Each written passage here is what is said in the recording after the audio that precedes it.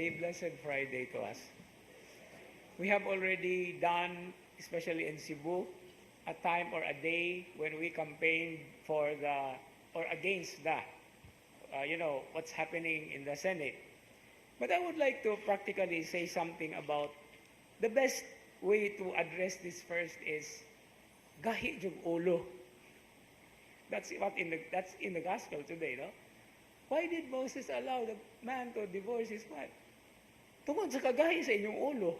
No? And I think that's also just the very reason that we can use as an argument. Why are there people who are really pursuing this? Because they are hard-headed. No more, no less.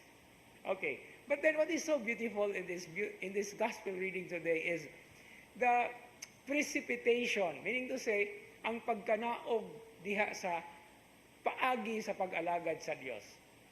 Okay? Let's take it as a very significant dimension that even in the context of discussing marriage or the family life, there are so many beautiful dimensions that are presented. And here, it has something to do with those who are practically renouncing marriage or deciding not really to marry because they want to serve God. They want to serve the kingdom of God. However, as a precipitation, ulan man na, no? If we make a review of the 7 sacraments, now what are the 7 sacraments?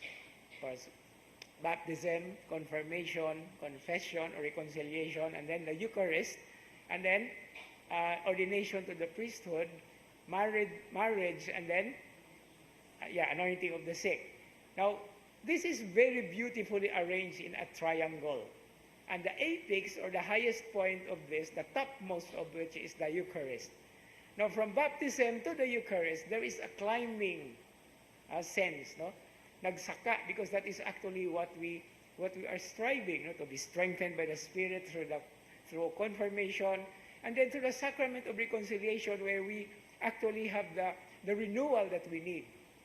But literally speaking as well, when we come from the topmost, going down to the anointing of the sick, the sacrament of for the sick people, the priesthood and married life are actually the sloping sacraments, no?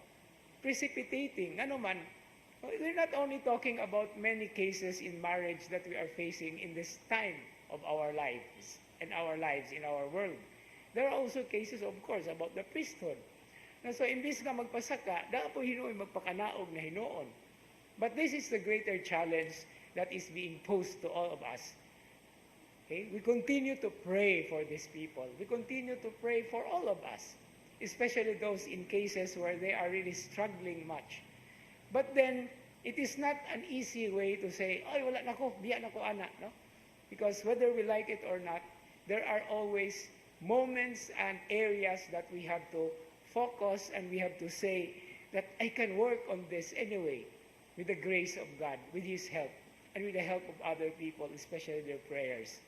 And so it is here that we are not only talking about married life as the gospel reading today presents, but we are also talking about those who are devoting themselves to the ministry, either as priests or nuns or sisters or religious, or the so-called single blessed people. Because these are choices or options that are very significant because God is calling us to serve Him in any way whatsoever. But it is not a question of, komportable man ko sa ingon ani lang ko mo serve. Because sometimes we also have to be tested so that we become strengthened all the more and become effective servants of Him. Amen.